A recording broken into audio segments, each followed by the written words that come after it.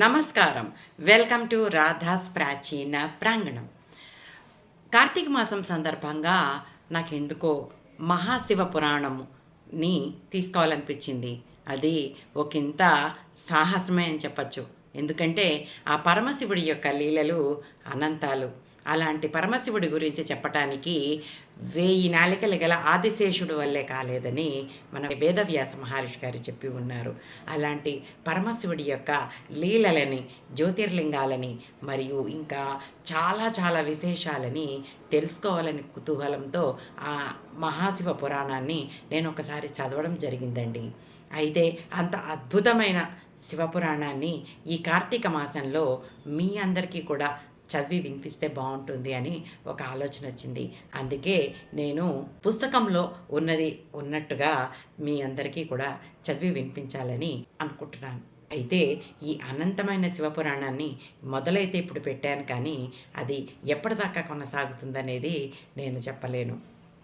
నా ఈ చిన్న ప్రయత్నాన్ని మీరందరూ స్వాగతించి తప్పకుండా పరమశివుడి గురించి ఒక నిమిషకాలమైనా వింటారని, ఆ పుణ్యంలో రేణువంత భాగం నాకు దొరుకుతుందని ఆశిస్తున్నానండి.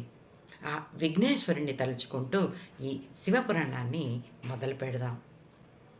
శుక్లాంబరధరం విష్ణుం శశివర్ణం చతుర్భుజం ప్రసన్నవదనం ధ్యాయేత్ సర్వ విఘ్నోపశాంతయే. ఆదిమూలం గురువు కాబట్టి గురువుని కూడా ఒకసారి తలుచుకుందాం. గురు బ్రహ్మ గురుర్విష్ణు గురుదేవో మహేశ్వర గురు సాక్షాత్ పరబ్రహ్మ తస్మై శ్రీ గురవే నమః. పుస్తకంలో ఉన్నది మాత్రమే నేను మీ అందరికీ చెప్తాను. నా సొంతదేది నేను యాడ్ చేసి చెప్పట్లేదండి. పరమ పావన భూమి మన భారత భూమి. భగవంతుడు భక్త సంరక్షణార్థం పలుమార్లు అవతరించిన పుణ్యభూమి ఇది. అనేక పుణ్యక్షేత్రములతో గంగా, గోదావరి, కృష్ణ, కావేరి, నర్మదా, సరస్వతి మొదలైనటువంటి నదులతో, మరెన్నో తీర్థములతో త్రిలోకవాసులకి పూజనీయమైనది మన పుణ్యభూమి భారత భూమి. దీనినే వేదభూమి కూడా అంటారు. జగద్గురువైన శ్రీ మహేశ్వరుడు తన జ్యోతిర్లింగాల రూపంలో అవతరించిన కర్మభూమి భారతభూమి. ఓం నమ శివాయ అనేటువంటి శివ పంచాక్షరి మంత్ర జపము నిరంతరము ఈ పుణ్యభూమినందు ప్రతిధ్వనిస్తూనే ఉంటుంది.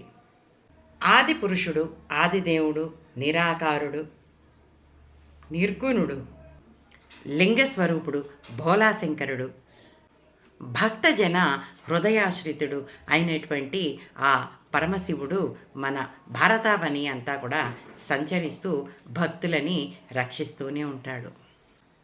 ఆ మహాశివుడి యొక్క లీలలను, విశేషాలను చెప్పటానికి 1000 నాలికలు గల ఆదిశేషు తరమే కాలేదు. వేదభువుడైన పరమేశ్వరుని చరిత్ర మహాపుణ్యప్రదం. మహాశక్తివంతమైన మహిమాన్వితమైన శివ పంచాక్షరి మంత్రము నిరంతరము ప్రతిధ్వనిస్తూ తాపసులను, జీవన్ముక్తులను తరింపచేస్తూ అష్టాదశ పురాణాలని, మహాశివ పురాణాన్ని నిరంతరము పురాణ పఠన శ్రవణములతో పునీతమవుతున్న భూమి ఒకటి ఈ భారతావిన ఒకటి ఉంది. ఆ పుణ్యభూమి పేరే నైమిసారణ్యము.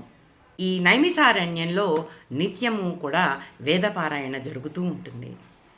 నిత్యము యజ్ఞయాగాదులు జరుగుతూ ఉంటాయి. ఇచ్చట తపోధనులు భక్తి జ్ఞాన వైరాగ్యాలతో తరిస్తూ ఉంటారు. అలాంటి తపోధనులకి ఆలవాలమైనదే ఈ నైమిసారణ్యము. వశిష్ఠ, విశ్వామిత్ర, అత్రి, భరద్వాజ, మార్కండేయ, వేదవ్యాస, సుఖబ్రహ్మ మొదలైనటువంటి ఋషులందరూ కూడా ఈ నైమిసారణ్యంలో తపస్సు చేసి పరమశివుడి యొక్క సాక్షాత్కారాన్ని పొందినటువంటి వారు. ఈ తపస్సంపన్నులందరూ కూడా ఈ నైమిసారణ్యంలోని బదరికాశ్రమంలో తపస్సిద్ధిని పొందినటువంటి వారు. పురూరవ చక్రవర్తి ఈ నైమిసారణ్యమునందే పరమశివుడి కోసం విశేషంగా తపస్సు చేసి అతిలోక సౌందర్య రాశైనటువంటి ఊర్వశిని భార్యగా పొంది ఈ భూమండలాన్నంతా కూడా ఏకఛత్రాధిపత్యంగా పరిపాలించగలిగాడు. నేటికి ఈ పవిత్ర నైమిసారణ్యంలో నిరంతరము వేదఘోష, యజ్ఞములు, పారాయణములు, పురాణ పఠనములు, శ్రవణములు అన్నీ కూడా జరుగుతూనే ఉన్నాయి. మన భారతావనియందు యోగులకి, ఋషులకి మిక్కిలి నివాసయోగ్యమైన ప్రదేశములలో హిమాలయ పర్వత ప్రాంతము కాగా ఈ నైమిసారణ్యము 2వ స్థానాన్ని ఆక్రమించింది. దీనికి ఇలాంటి ప్రాముఖ్యత రావటానికి ఒక ముఖ్యమైన కారణం ఉంది. అదేంటో వచ్చే సంచికలో తెలుసుకుందాం. అంతవరకు సెలవు.